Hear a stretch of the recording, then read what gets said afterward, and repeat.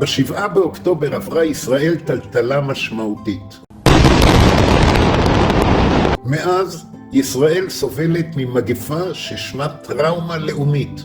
קרן מלוא היד קוראת לכם לקחת חלק בהקמת מרפאה ייעודית לטיפול בילדים ובנוער שזקוקים לטיפול דחוף בטראומה על רקע אירועי 7 באוקטובר והמלחמה הנוכחית.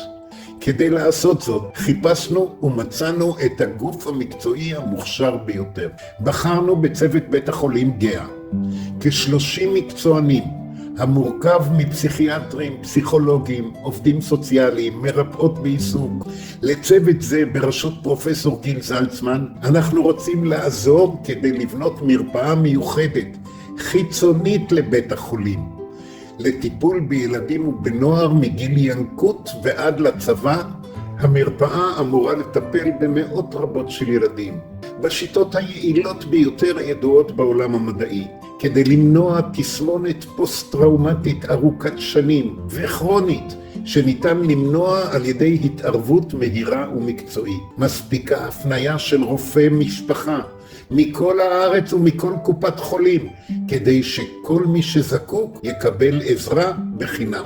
קרן מלוא היד היא קרן בעלת אישור לניהול תקין לשנת 2024 ואישור לסעיף 46 לפקודת מס הכנסה. כל תרומה שלכם מיועדת אך ורק להקמת ותפעול המרפאה ומוכרת כהוצאה עסקית פטורה ממס. אנחנו מזמינים אתכם להכיר אותנו באתר האינטרנט שלנו. כולנו פועלים בהתנדבות מלאה. שם תוכלו להיות שותפים שלנו באתגר החשוב והגדול הזה. תודה רבה.